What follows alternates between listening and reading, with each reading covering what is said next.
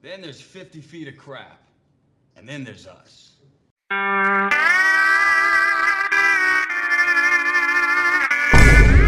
my God, bro. Oh, hell no, man. What the fuck, man? Get your ass on, boy. You should got What is good, Raider Nation? It's your boy Raider Alex back with yet another video for you guys. Anybody that's new to the channel, you guys love Raider related content just like this, make sure to like, comment, subscribe to the channel. But with that being said, let's jump right into the topic of this video.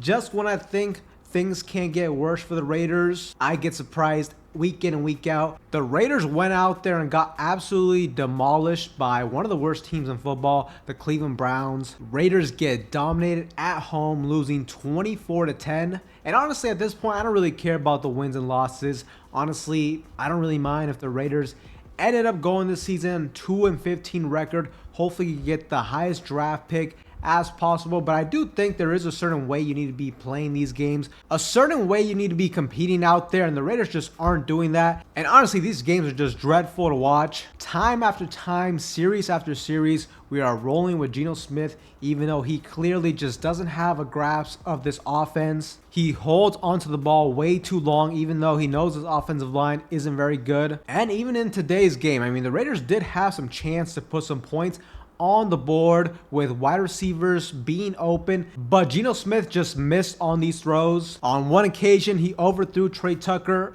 on that seam route across the middle, where if he would have hit him in stride, good chance that could have been a touchdown. Also, too, on that corner route in the end zone on 4th down, Geno Smith misses on that. And not only that, you can see Geno Smith was visibly very frustrated. Looked like he was blaming other people when, you know, right there he missed the throw in my opinion. So at this point, it's just absolutely ridiculous, the Geno Smith experiment. You know, when it comes to the press conferences, when it comes to talking to the media, he'll go out there and say, you know, blame it on me. Says everything he has to say, but then when it comes to the football field, you see the body language. A lot of times it just looks like he's blaming other people, even though he's just not playing good football at all. Now, I will say it's not totally on Geno Smith, but, you know, he definitely has a huge part in this. The Raiders' offensive line completely struggled in this one. Geno Smith consistently was taking sacks, getting pressure, and the Cleveland Browns' defensive line was just all over him all night long. And it also doesn't help that we drop back to pass the football over 40 times yet again in this one. So, you know, you just combine those things. I guess it's no surprise that this Raiders offense just looks so bad. And honestly, at this point, this may be the worst Raiders team I have personally seen in my lifetime. Just bad all the way around. The coaching, the play calling, and just in general, the way they play these games, it just looks like this team has absolutely zero pride. And the worst part of it is, like, you look at the future, the outlook of this franchise looks real glim, because we have the oldest head coach in the National Football League. So you really don't see a future with Pete Carroll at the helm, in my opinion, as a head coach of the Raiders. Also, too, we don't really have a young quarterback we can maybe lean on and have some hope that he could be the franchise quarterback. We got a veteran 36-year-old quarterback in Geno Smith, who is playing some of the worst football in his career. And that's saying a lot because he really struggled early on when he was at the New York Jets. So just a bad situation all the way around. And also, too, it doesn't help that the Raiders, at least from an optic standpoint, this loss was really bad because this was the first game that Shedeur Sanders started for the Cleveland Browns at the quarterback position. And overall, he did pretty solid in my opinion. Wasn't anything great or anything like that, but he definitely made some plays against his Raiders defense. One of them was a deep throw on the move on a dime that very nearly went for a touchdown. He did have an interception though, where our defensive end Charles Snowden tricked him, dropped back into coverage, didn't see him, threw it right to him for the interception. But just in general, just not a great look, just because the Raiders didn't address the quarterback position at all really in this year's draft. I mean, sure, they drafted Cam Miller, but, you know, realistically, he's not a guy that you can really hang your hat on to be the potential future answer at the quarterback position. And really, I mean, I'm just super frustrated as well that the Raiders just continue to play these old veterans when, to me, I just see no upside, no benefit of us doing so. At this point, I feel like you should totally go ahead and bench Geno Smith. I think the Geno Smith experiment should be over with. At this point, shoot, maybe just go back to Aiden O'Connell. At the very least, he's a young quarterback. You can kind of see how he can develop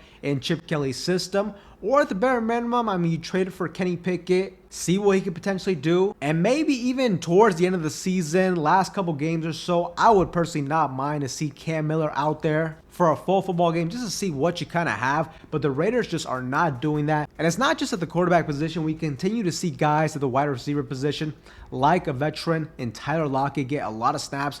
Now, we'll say he did pretty good in this one. He led the Raiders wide receiver group with 4 catches for 62 yards on the night. But just another player that just like very realistically, there's a good chance he's not even going to be on the roster next season. Why not give those snaps, give those reps to a rookie in Jack Besh? Even if he's been struggling out there, I mean, at this point, you're 2-8. Well, now 2-9 with this loss. The season's completely cooked.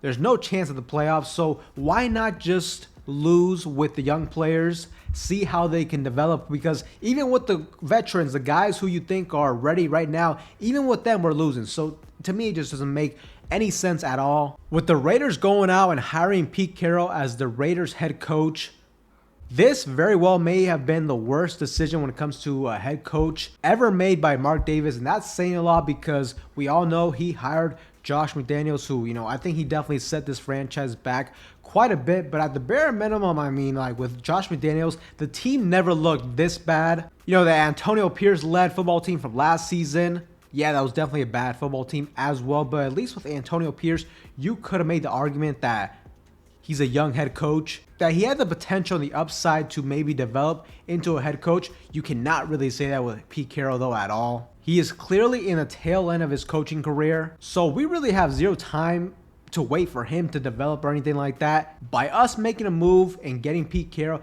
trading for a veteran quarterback, the Raiders were essentially telling us that they're going to try to win right now. They want to get this thing turned around as quickly as possible. And by us now being 2-9, that just shows the complete failure this signing has been for the Raiders franchise. And it's just really in a tough situation now. You know, what are the Raiders going to do in the offseason? You know, I really hope that Mark Davis is thinking about this decision right now. I understand there's still like a little bit more than a month left in the season, but like I said, it just doesn't really matter anymore. You have got to figure out what you're going to do to rebuild this situation the right way. I feel like the best case scenario for the Raiders at this point would be that Pete Carroll and the Raiders essentially mutually agree to part ways. Maybe even if Pete Carroll actually came out and said that he's going to retire just due to his older age and things of that nature. I think that's really the only hope for this Raiders franchise at this point in time. And this was just such a bad game that I would just not be shocked if heads rolled after this one, which I don't know if that's the right move or not, because I definitely think the main culprit, the majority of the blame has to go to Pete Carroll and John Spytek. I mean, sure, they might go ahead and fire Chip Kelly, which I will say he has been underwhelming. But at the same time, like I said, in this game, there was definitely opportunities for points to be put on the board. You know, Chip Kelly can only call the plays, scheme the things up, but it's up to the players to go out there and execute.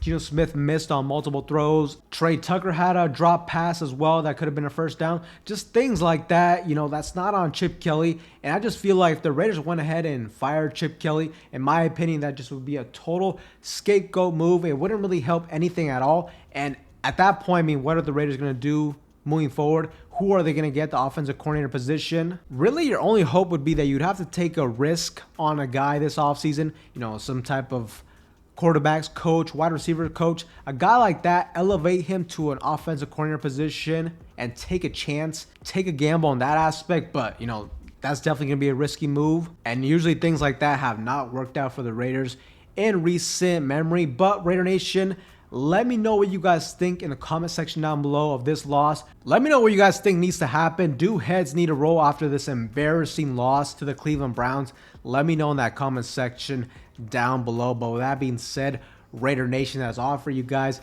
in today's video. Anybody that is new to the channel, you guys love Raider related content just like this, make sure to like, comment, subscribe to the channel. That being said, I will see you guys in the next one.